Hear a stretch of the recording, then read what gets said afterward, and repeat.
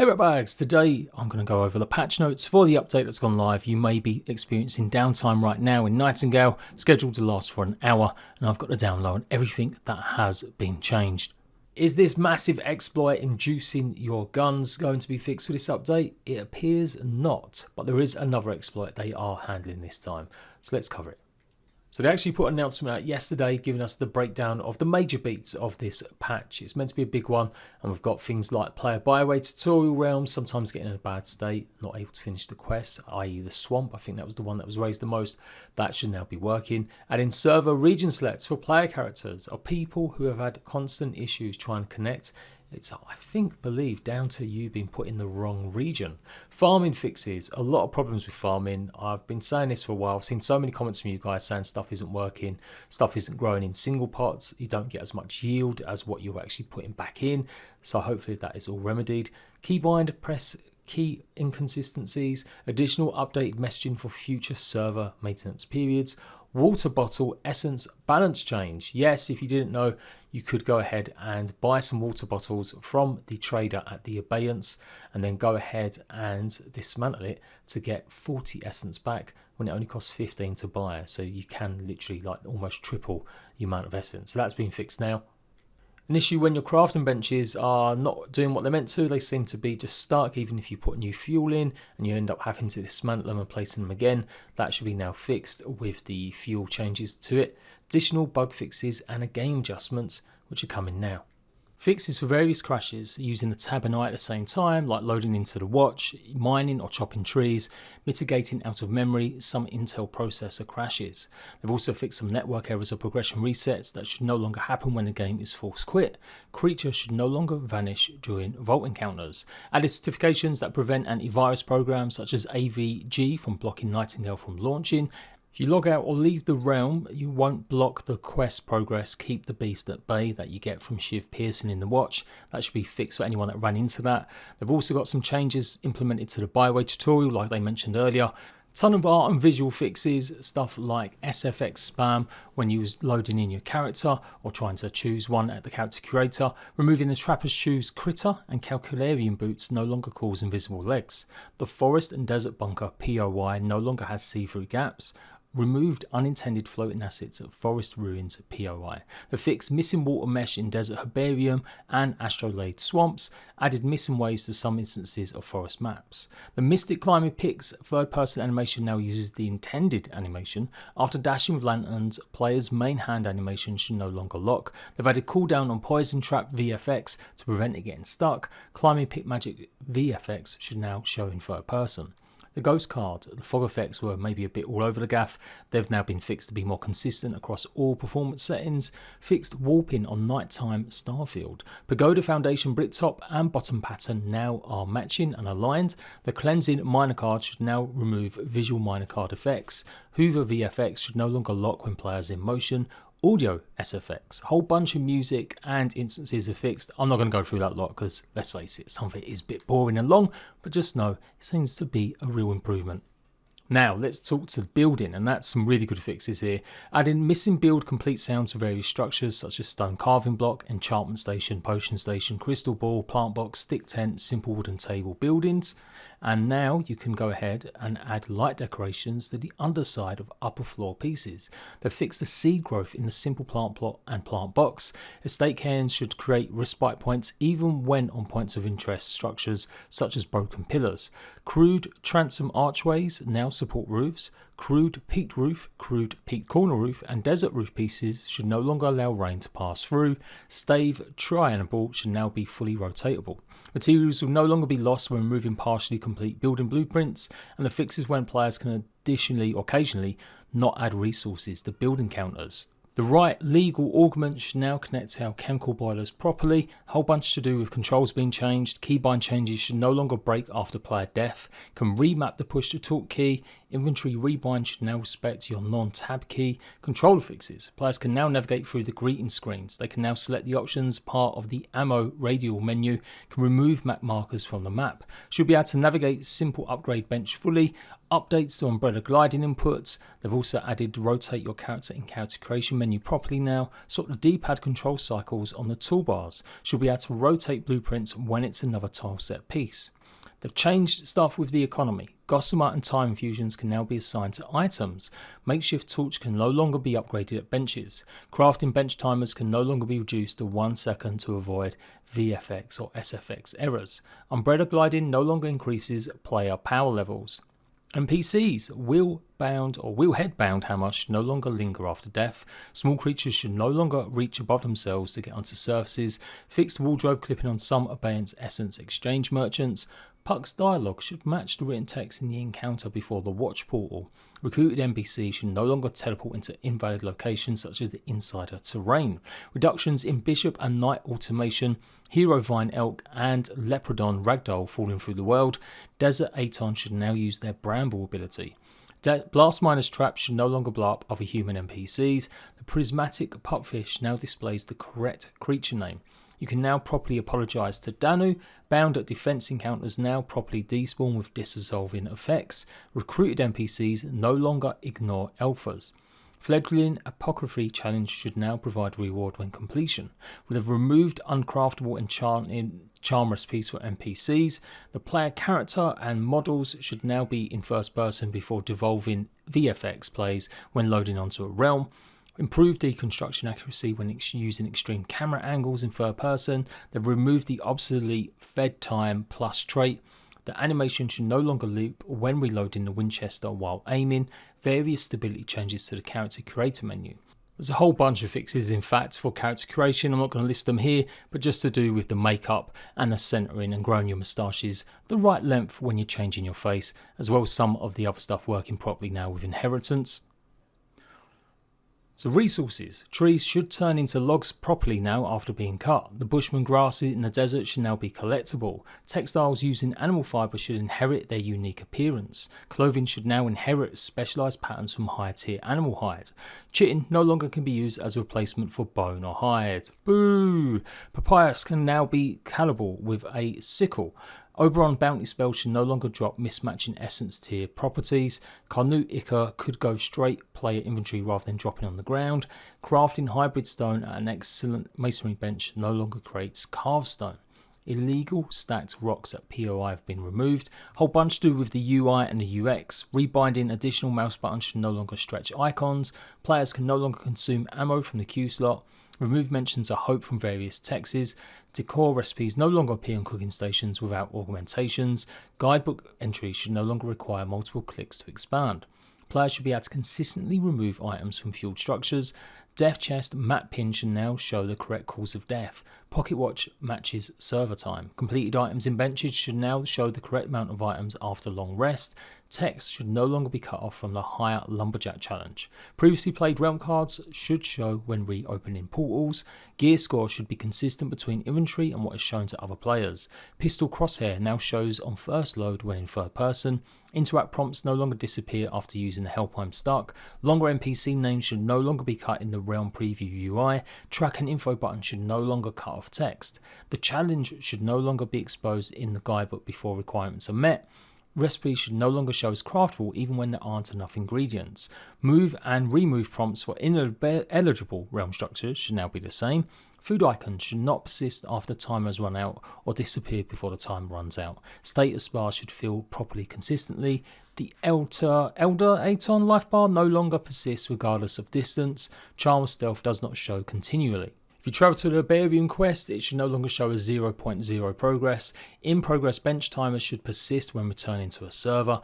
Death chest should no longer have inconsistent spacing between items. Removed inconsistent flickering on the bench UI when players queue up tasks.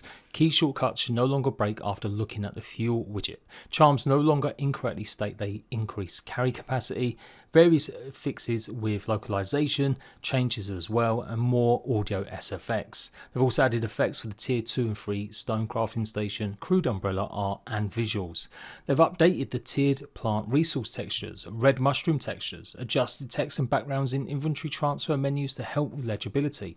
They've adjusted the gem material for lighting. They've removed Essence VFX from infusions, added Draymond's Ensemble and hats. Oh, that sounds like a new one. I'll have to get that before I do my armor guide. Adjusted rock shapes to help players distinguish between harvestable rock. Changed the colour of one deer stag model to be consistent with the others. Added missing nightingale symbols to the tile set vendors. Your crafting stations are now going to get a threatened status when in close proximity to hostile creatures.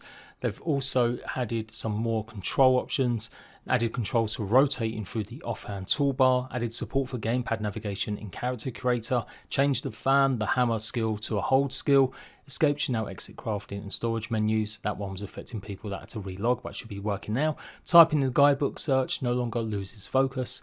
They've changed some economy stuff. Firearm costs decreased to 100 rather than 1300. Oh wow! Really?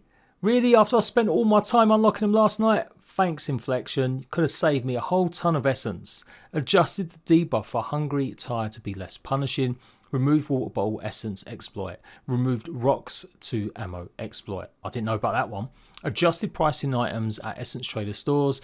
Added missing resources to Essence Trader stores. Balance changes for Shockwave spell. Balance changes for magic. And balance changes for resource drops. The Shockwave was maybe a bit OP at sometimes. Added Lunar Nectar obtainable in shops. Axe picks, mining picks, mauls and climbing picks reach has been increased. And now the player character. You'll no longer take damage while loading from Return to Respite. With a full inventory, you won't lose rewards from the watch without knowing it. Backpack will automatically be equipped with the easy loadout. Removed cloth physics from Ancestors for improved game performance. Ancestors should no longer have strong makeup by default. They've added Water Cabbage interaction box. Yeah, what does it need to be interacted with? Added discoveries to Hope Echoes in Ascended Realms. Added additional localization for healing salves and potions. Glow spores are now harvested with sickles. Colourful glass now requires glass to craft, so you're no more just using actual just raw gems. Raw berries tea name changed to spice tea. They've removed invalid fey vases from points of interest. A whole bunch of keybind hints to raising lone structures have been added. They've added a warning in the pet bed description that only one pet can be active in the realm. Pressing return to respite now closes the menu. They've added missing icons for clothing, twitch drops, tools, guns, coffee recipe and unique wood bundles. Improved damage vignette. Added announcement banner for pending maintenance in the main menu for future updates. Changed the shard over message to servers unavailable for future updates. Added user facing game versions in main menu and debug screen. A whole bunch of these kinds of fixes to do with starting up the game and in the server menus and stuff. Reskin panel for pop-up widgets, added blank card to show item previews in shops, added new category to the guidebook, various description and text updates or changes, station traits moved to menu in the top right. That's good, so that should be a big change. Removed challenge count in guidebook. Benches are now listed in tier order when looking at required benches in the crafting menu. Players now get informed when they leave or get kicked from a party. High quality checkboxes added to the settings menu. Error reading game data now asks users to verify game files to check for corruption. NPCs, they've added loot shimmer when pawns collect resources. Recruitable NPCs will not join you in vaults accessed from the watch, but can join you in private vaults. Adjusted damage output for fabled creatures and larger creatures. NPCs won't attack passive creatures in offering quests. Removed encounter vendors.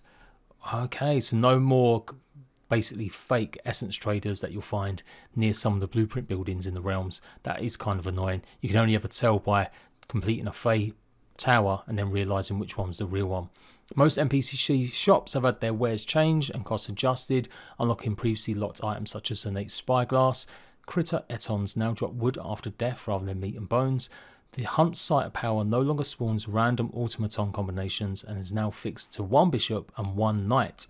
Disabled NVIDIA DLSS frame generation due to causing some GPU crashes, and FSR upscaling is once again available. That's all rather quite big. That big one with the NPC kind of snuck in there. That should have maybe been in the little preview yesterday. It's a good move. It does get too chaotic. With 6 players plus 6 followers, it's just ruining the experience in the vaults. But obviously solo players, you still want to partake in it. How can you do that with your follower if you're going to be doing it now?